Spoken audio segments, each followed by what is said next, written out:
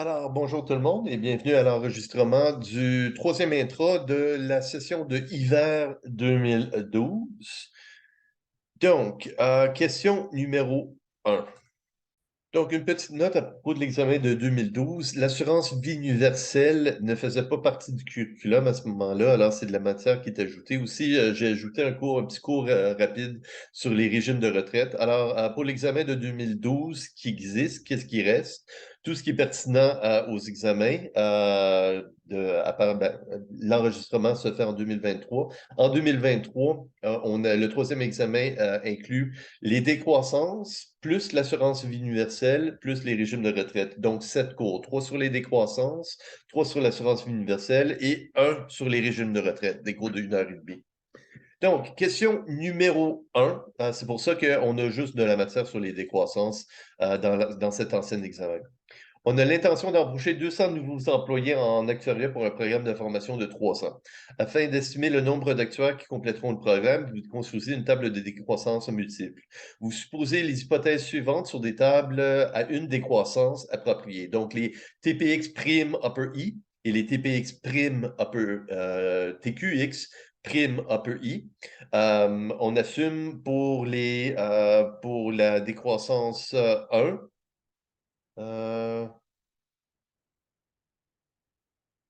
OK. Alors, 1, c'est les congédiements, 2, c'est les cessations, et 3, c'est autres. OK. Donc, si je regarde sur 40 embauches dans les 3 prochaines années, si j'ai 40 personnes, puis les congédiements, c'est les seules façons de quitter la job, j'ai 10 congédiements la première année, 6 l'année suivante et 8 la troisième année.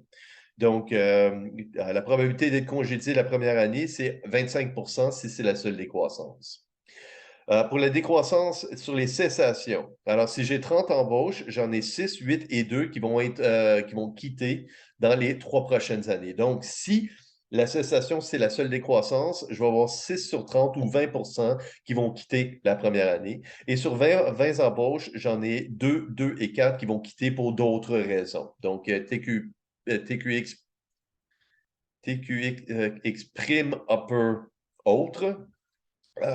C'est la probabilité QX prime upper autre serait 2 sur 20. Donc, vous assumez une distribution uniforme des décroissances dans la table multiple.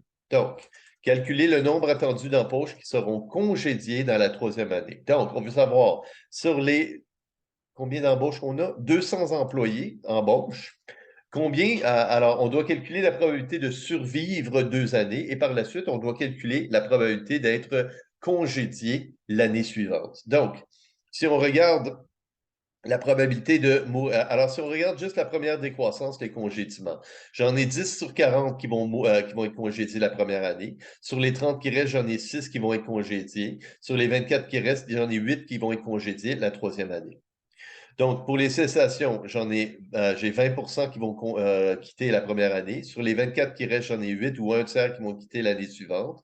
Et sur les 16 qui restent, j'en ai un huitième ou 12,5 qui vont quitter l'année suivante. Et pour autres, euh, je ne sais pas, c'est une promotion, quelque chose. Il a été promu à un secteur permanent où il a été transféré de département. Alors, j'en ai 2 sur 20 qui vont la première année. Sur les 18 qui restent, j'en ai 2 qui vont partir l'année suivante. Et sur les 16 qui restent, j'en ai 4 qui vont partir l'année suivante. Donc, sur les 200, la probabilité de survivre la première décroissance, alors dans les tables de décroissance uniques, alors Px upper taux, ben, c'est égal à 1 moins Qx prime upper 1 fois 1 moins Qx prime upper 2 fois 1 moins Qx prime upper 3. Donc, c'est égal à le nombre de personnes en vie au temps t est égal à 1, ben, ce serait 100 fois 30 sur 40 fois 24 sur 30 fois 18 sur 20. Fois 18 sur 20.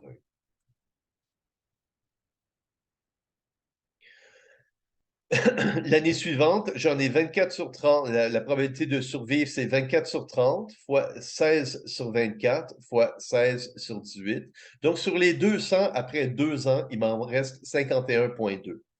Alors, la probabilité de survivre, alors TPX, la probabilité de survivre l'année suivante, ben, c'est égal à 16 sur 24 fois 14 sur 16 fois 12 sur 16. Donc, la probabilité de survivre la troisième année, c'est 43,75. La probabilité de survivre, c'est 1 moins 100. Et si j'assume DUD, TPX prime upper, TPX plus 2 prime upper 1, ben, c'est égal à TPX prime upper taux fois la probabilité de à l'exposant probabilité de mourir de cause 1 divisé par la probabilité de mourir. Alors, TPX prime upper 1, TPX prime upper 1 pour la deuxième année. Alors, TPX prime upper 1, c'est égal à 16 sur 24. C'est égal à la probabilité de survivre qu'on vient juste de calculer, 43,75, à la puissance, la probabilité de mourir de cause 2 divisé par la probabilité de mourir de toute cause inclue. Et donc, en conséquence, on est capable d'isoler la probabilité de mourir de cause 1, la troisième année, qui est de 27,59 %. Sur les 51,2 personnes, j'en ai 27,59 qui vont mourir de cause 1 la troisième année, donc j'en ai 14,12 sur les 200. Question 2. Une table de mortalité possède 3 décroissances. On suppose les hypothèses suivantes sur une table à une décroissance. Donc, la première décroissance de mort avec paramètre 100. Deuxième décroissance est égale à mu est égal à 3 et px prime upper 3 est égal à 96 Alors, encore une fois, on a une force de mortalité constante. Calculer la probabilité qu'une personne âgée de 50 ans meurt de cause 2 la prochaine année. Alors, si c'est la seule décroissance, il y a une chance sur 50 de mourir l'année prochaine, donc 2 Si la cause 2, c'est la seule décroissance, c'est 1 moins E à la moins mu fois 1. Et si la cause 3, c'est la seule décroissance, ben, j'ai 1 moins 96 4 de chance de mourir de cause 3. Donc, la probabilité de mourir de cause 2, ben, c'est égal à la probabilité de mourir de cause 2 si c'est la seule décroissance, fois 1 moins la moitié de mourir de cause 2, fois moins une de, attends, alors, 1 moins une demi fois la probabilité de mourir de cause.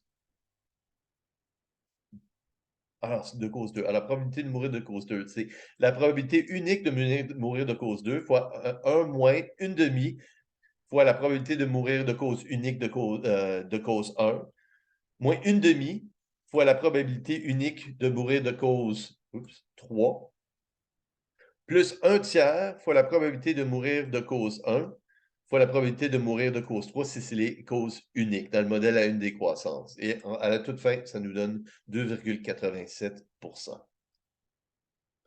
Question numéro 3. Une assurance temporaire 5 ans est achetée sur une machine industrielle. Pour une panne mineure, 1, une réparation est requise. Pour une panne majeure, 2, la machine doit être remplacée. La prestation pour cause 1 est de 2 000 payable au moment de la panne et la prestation de cause 2 est de 5 000 payable au moment de la panne. Après qu'une prestation est payée, l'assurance est terminée. On vous donne, pour t plus grand que 0, mu x plus t upper 1 est égal à 0,1 et mu x plus t upper 2 est égal à 0,004. Delta est égal à 4 calculer la valeur présente actuelle pour cette assurance. Donc, mu x plus t upper taux, ben, c'est égal à mu upper 1 plus mu upper 2, donc 0,104. TPX upper taux est égal à E à la moins mu x upper taux fois t. Donc, TPX upper taux est égal à E à la moins mu x upper taux fois t. Donc, une assurance, on veut une assurance temporaire 5 ans qui paye 2 000 s'il y a une panne de cause 1, plus 500 000 pour une assurance temporaire 5 ans si on meurt de décroissance 2.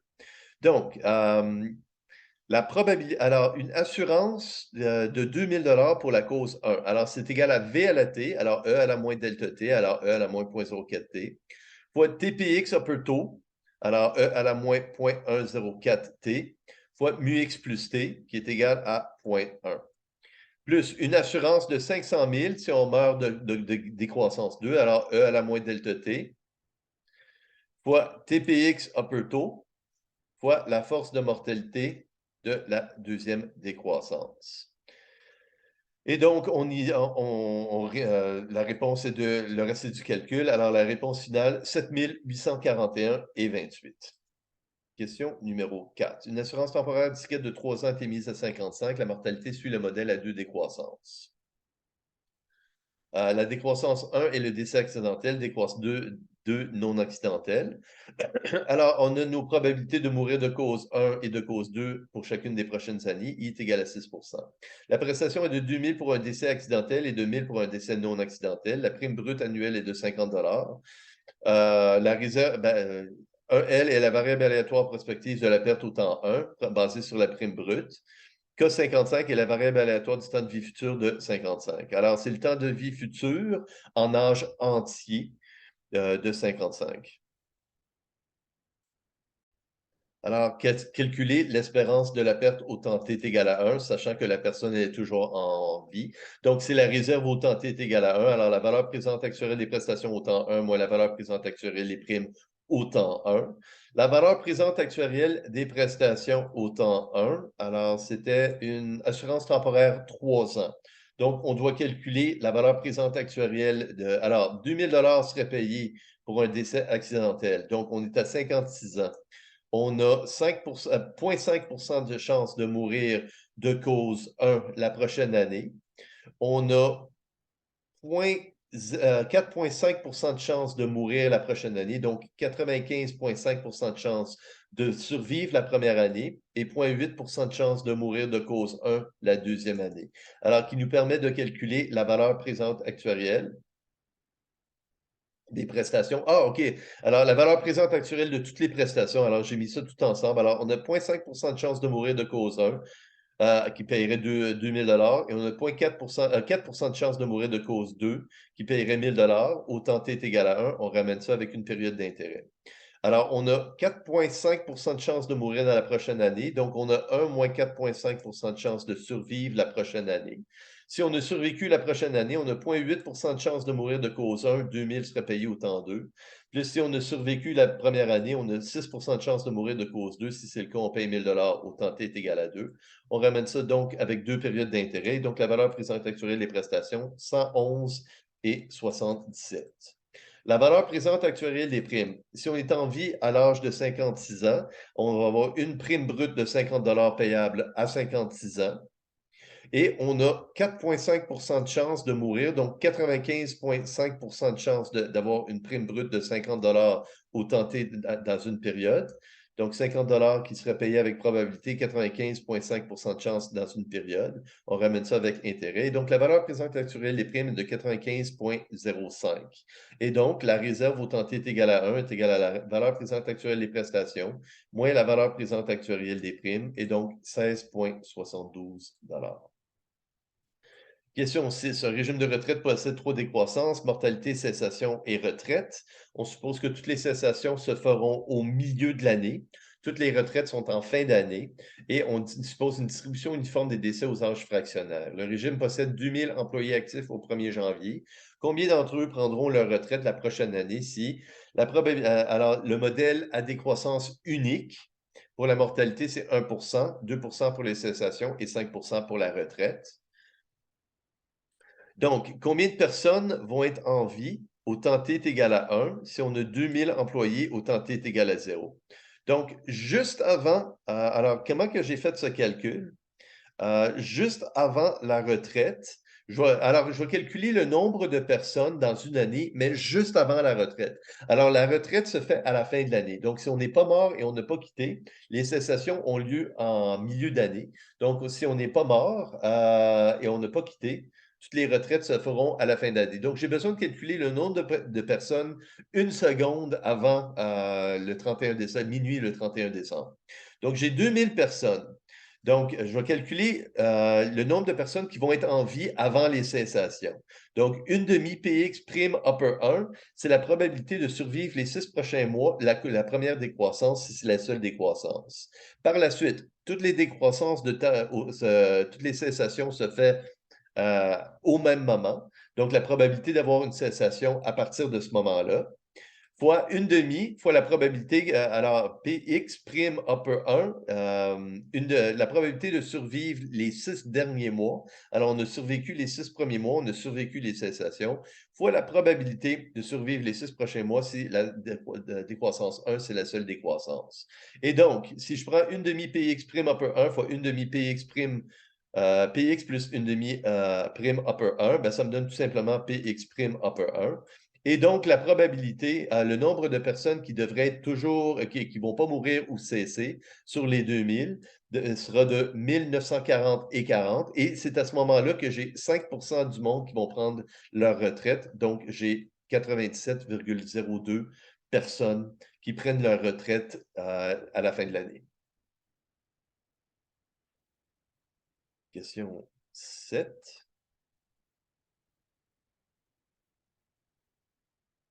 Une assurance vie entière, la prestation pour un décès accidentel est de 50 000, un décès non accidentel. La prestation dans les 2 premières années est le remboursement de la prime unique nette sans intérêt et de 50 000 pour les années suivantes. Alors, c'est probablement ce qu'on appelle la clause suicide. Les prestations sont payables au moment du décès. On vous donne la force de mortalité accidentelle, la force de mortalité non accidentelle, et delta est égal à 0,1. Calculez la prime unique nette pour cette assurance. Donc, MUX upper taux, ben, c'est la somme de toutes les forces de mortalité, alors 2,3. La valeur présente actuarielle des prestations, P, alors la prime unique nette, ben, c'est égal. Alors, on va rembourser pour les 2 premières années, on va rembourser la prime P pour, alors, VLAT, TPX upper taux pour un décès non accidentel dans les 2 premières années. Plus, on va payer 50 000 si on décède de cause accidentelle dans les 2 premières années. Donc, fois VLAT, TPX upper taux, alors une assurance temporaire 2 ans. Donc, pour les 2 premières années, on va séparer les 2 premières années. Et par la suite, tous les décès vont payer 50 000, donc de 2 à l'infini. Alors, de 0 à 2, on a une prestation pour un décès non accidentel de P, et on a une prestation de 50 000 pour un décès accidentel. Donc, puis par la suite, 50 000 pour toute cause confondue. Donc, P fois l'intégrale de 0 à 2 de E à la moins. Alors, E à la moins delta T fois E à la moins mu x plus T. Alors, mu x plus T, c'est 2,3 plus delta E à la moins 2,4 fois la force de mortalité non accidentelle, plus 50 000 l'intégrale de 0 à 2 de V à la T TPX upper taux, fois la force de mortalité accidentelle, plus 50 000 l'intégrale de 2 à l'infini de V à la T TPX upper taux, alors encore une fois, E à la moins 0,2,4 T, fois la mortalité totale 2,3. Et donc, on réduit pour P, c'est notre seul inconnu. Alors, P est égal à 11 194.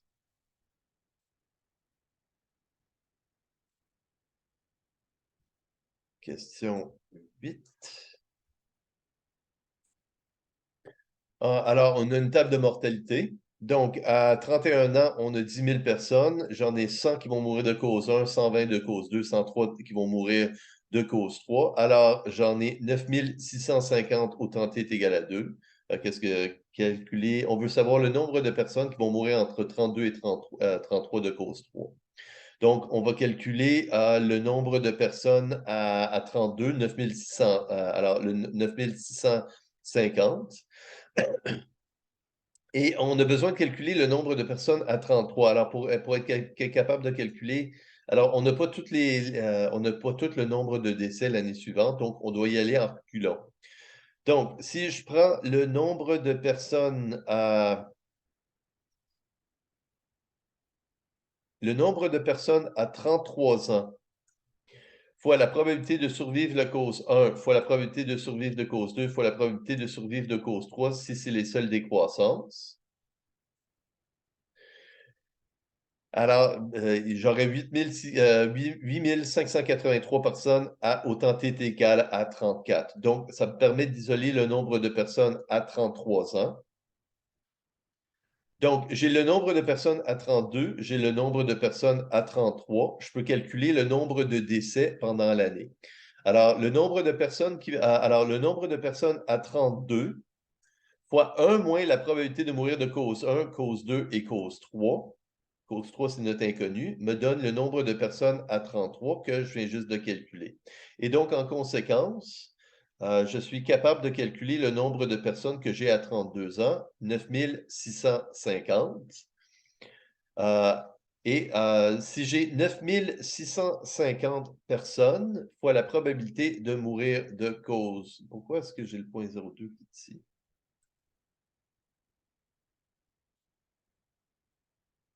OK, alors je pense qu'il manque juste le 0.02. Alors, je pense qu'il manquait juste le 0.02.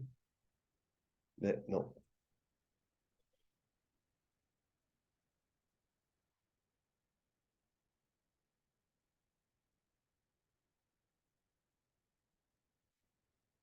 Alors, c'est ça. Alors, le nombre de personnes à 32 ans fois 1 moins la probabilité de mourir de cause 1, 2 et 3, elle nous donne le nombre de personnes à 33 ans. On a 32, on a 33, on a cause 1, on a cause 2. Et donc, il nous reste juste la cause 3 à calculer. La probabilité de mourir de cause 3, c'est 2 Et donc, le nombre de personnes qui vont mourir de cause 3 entre 32 et 33, ben, c'est le nombre de personnes qu'on avait à 32 ans fois la probabilité de mourir de cause 2. Et donc, on a 193 décès. Question 9. Alors, j'ai trois décroissances, 1, 2 et 3. La fonction de densité de la première décroissance, la fonction de densité de la deuxième décroissance, la fonction de densité de la troisième décroissance. Alors, à le savoir rapidement, on peut voir que c'est des forces de mortalité constantes avec mu x upper 1 est égal à 1 mu x plus 2 est égal à 2 mu x plus 3 est égal à 3 Et donc, mu x plus t upper tau est égal à 6 TPX upper tau est égal à E à la moins x plus t upper tau, 6 fois 10. Alors, la probabilité de survivre les 10 prochaines années, c'est 54,88 QX, alors, quelle est la probabilité de survivre 10 années et de mourir la prochaine année de cause 3? Alors, QX plus, alors, vu que c'est des forces de mortalité constantes, alors QX plus 10 est égal à QX. Alors, QX plus 10 upper 3 est égal à QX plus upper 3. Alors, c'est l'intégrale de 0 à 1 de la fonction de densité qui est égale à 2,912 Donc, la probabilité de survivre les 10 prochaines années, c'est 54,88 et la probabilité de mourir l'année suivante de cause 3, c'est 2,911 Et donc, la probabilité de survivre 10 années et de mourir l'année suivante de cause 3 est égale à 1,598